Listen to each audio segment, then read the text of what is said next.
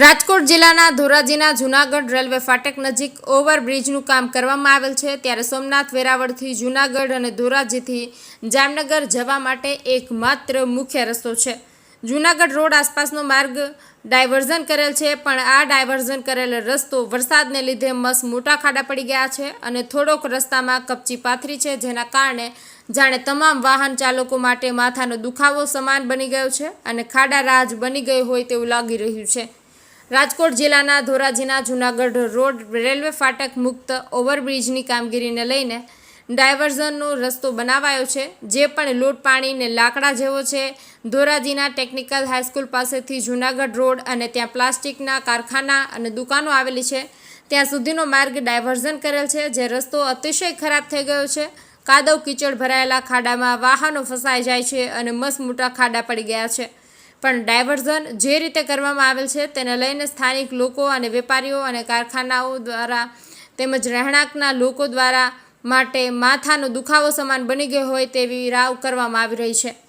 આ રસ્તો બની ગયો છે અને અકસ્માત સર્જાય છે, વાહન વ્યવહારમાં મોટી તકલીફ પડી રહી છે, પણ જે જવાબદાર તંત્ર કે કોન્ટ્રાક્ટરની કામગીરી લઈને અનેક સવાલો ઊભા થયા છે। એક તો ડાયવર્ઝન કરેલ રસ્તો યોગ્ય રીતે કાઢવામાં નથી આવેલો અને બીજું કે ગોકળ ગાયની જેમ કામગીરી ઓવરબ્રિજની ચાલી રહી છે, યોગ્ય આયોજન કરવામાં આવેલ નથી। તેના કારણે સોમનાથ વેરાવળથી જામનગર તરફ જતા વાહનો જ્યારે ધોરાજીના આ જૂનાગઢ પર રોડ પરના રસ્તા પર વાહન ચલાવવા માટે માથાના દુખાવા સમાન બની ગયા છે અને ખાડા રાજથી કંટાળી જાય છે।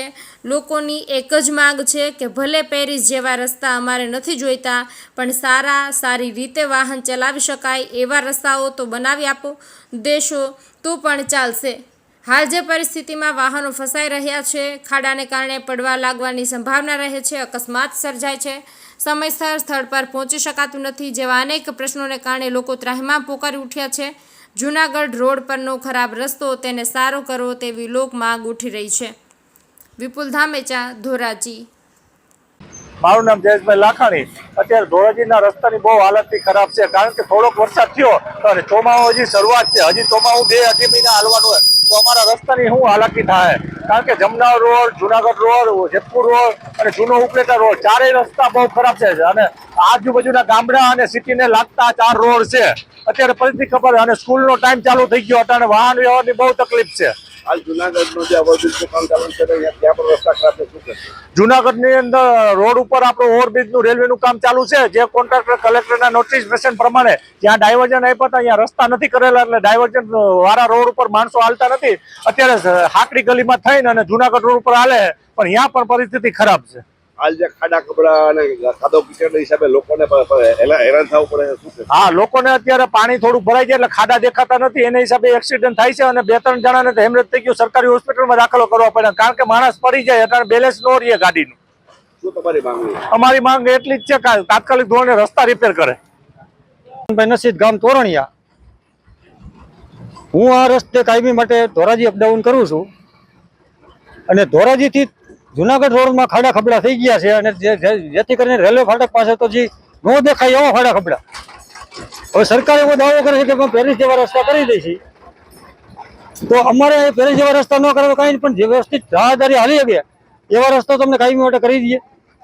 મારું સરકારને એક જ સૂચન છે કે ઇજનેર કે જે કંઈ આમાં જવાબદારી અધિકારી હોય એને સૂચન કરે કે જે આ ગોઠણના ખાડા કરી જે રાહદારી પડી જાય છે એના માટે સરકાર આમાં ધ્યાન દે અને જેથી કરીને સામાન્ય પબ્લિકને તકલીફ ન પડે, એ મારું સૂચન છે। સૂચન ધ્યાનમાં લઈ સરકારમાં રજૂઆત કરે। આ જે જુનાગઢ ઉપરના ખાડા પડી ગયા છે, કાદવ કીચડ છે, શું કહેશો લોકો? અત્યારે તો નીકળે એવું જ નથી, એટલો કાદવ કીચડ છે, ગાડીમાં પગાવી લઈ ઘરે જાય તો ચંપલ પણ ધોવા પડે અમારે ઘરે છે। આટલી અકસ્માતની તો વાત જ કરું, ખુદ 2 વાર પડી ગયેલો છું આ રસ્તાની માલુકે, 2 વખત ખુદ પડી ગયેલો છું। શું તમારી માંગણી? મારી માંગણી એક જ છે કે જેથી કરીને રસ્તા સારા કરી દે, ડાયવર્જન છે એમાં મેટલ નાખે ગમે કરે, પણ રસ્તામાં ખાડા ખબડા પૂરી દે અને કાયમી માટે કરીએ સારી થઈ જાય। ખાડા સુધારતા નથી, 5-5 વર્ષ થયા, આ કોઈ જવાબ દેતું જ નથી। સુધાઈ સભ્ય નથી, PWD વાળા નથી કરતા કે રેલવે વાળા નથી કરતા। એવી તકલીફ પડે? તકલીફ તો બહુ જોરદાર પડે છે। માંથી આમ ફરીને જાય ને ખાડામાં ને ખૂચી જાય છે ગાડી। ડાયવર્ઝન બનાવ્યું એનો બી ડામર નથી બનાવતા। તો અમારે શું તમારી માંગણી છે? માંગણી એ છે કે જલ્દી રોડ રિપેરિંગ કરે ને કાયદેસર ડામર કરે, આરસીસી રોડ કરે.